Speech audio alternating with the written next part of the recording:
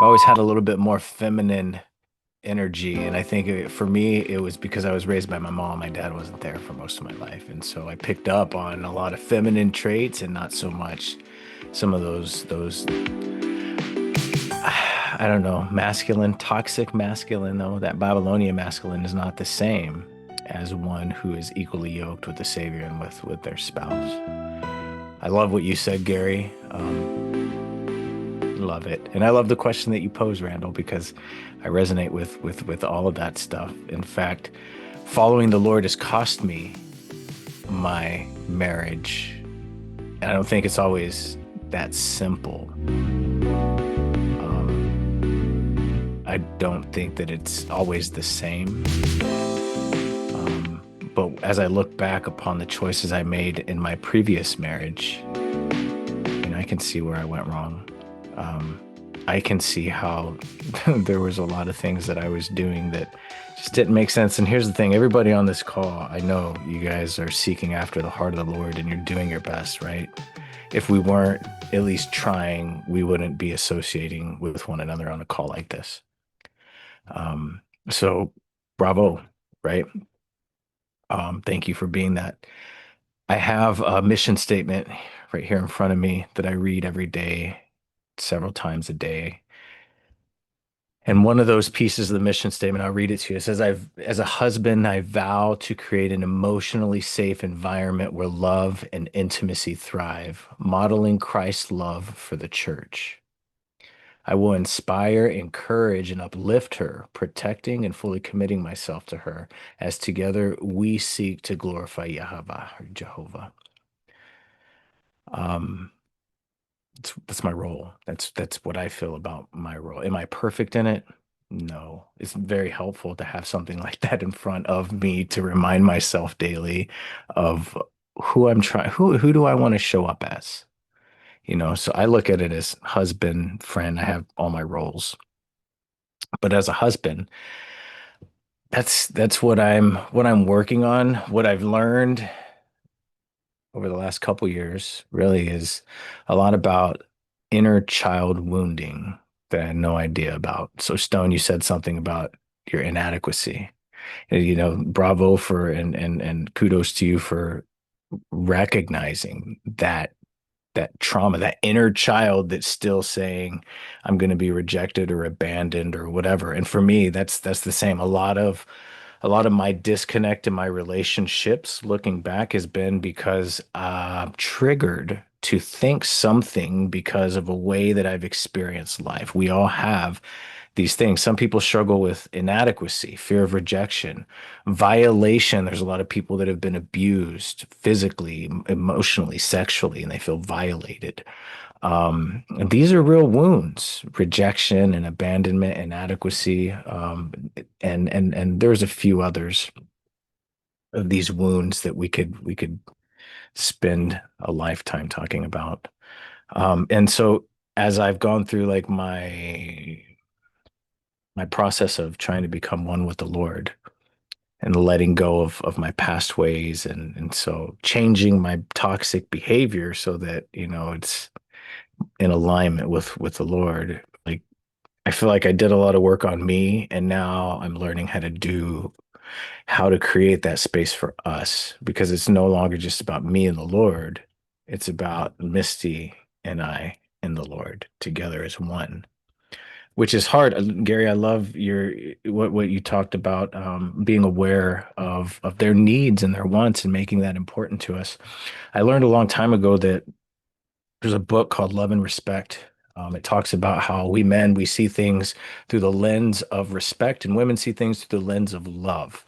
So how they see things, how they interpret love, is how we as men interpret respect, and how that is. Let me give you the big biblical logic behind it, or the scriptural logic behind it. We It doesn't come natural for us men to love. While we can be loving, it's not natural. It's something we have to set our intention to and That's good to know. and really try to do. Now, women, it comes naturally for them to love. They can love. They just love. They are love. Now, for us, that's how we are with respect. You know what I mean? Like how we feel when we feel respected is how they feel when they feel loved, which is why the scriptures, the Lord commanded us men to love them as he loves the church. They don't have to be commanded to love. It's already programmed into them. It's a part of their essence.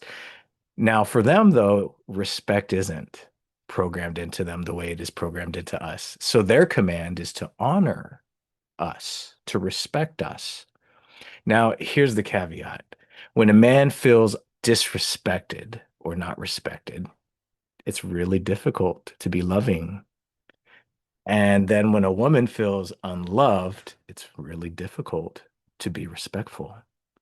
And so here, then you have all that triggering that sends you into this crazy cycle. Well, she wants me to love her, but she never respects me. And well, he wants me to respect him, but he's never affectionate. And he never, and so it's like you get into this, and somebody has to snap out of it. Somebody has to snap out of it and say, you know what, enough. I've got to be the one that's going to do something different. Even though I feel disrespected, I need to be the one that shifts into love. That's hard to do when we're still, when we've neglected some of those traumas in our life. And sometimes we don't even realize it. It's helpful to have a group of people to talk to or just a person to talk to about some of those things to help identify some of those patterns of thinking, patterns of perceiving. Learned behaviors over time become unhealthy, toxic belief systems that distort and cause so much damage in each of the relationships we try to build when we don't fix those things within ourselves. And a lot of times, I mean, there's these things. Oh, here's another one. It's a book for you. It's called Love Busters. Love Busters is about the annoying habits that kill romantic love. You want to talk, I mean, think about, just consider these things. Have you ever felt disrespectfully judged? Like she says something to you and you just feel like that's a disrespectful judgment, or maybe a selfish demand, maybe something, or maybe you do it. Maybe you, instead of saying, counseling with her and saying, like Iwani said, let's talk about this, or like Gary said, let's talk through these things. Do you ever just say, this is what's going to happen, and this is what the Lord told me, and this is just and this and this and this, or even something simple, crazy. Watch, grab me that cup that's on the counter versus, hey, hun, while you're up, would you mind grabbing me? And I know it sounds funny, but it sounds like could it really be that simple as saying things differently? Yeah, because there's a difference between a request and a demand. And if we are always demanding, that's going to take a toll on that emotional love tank that our wives have. So these are things that I'm not perfect at. I've read a lot of books to try to fix a broken person. And so I take all of the advice from all of these different books on relationships and self-help and psychology, personal development, because that was that's where I was. I was trying to fix myself. And then the Lord came in and just changed everything quicker in my heart than I ever. And then so now my mind's catching up.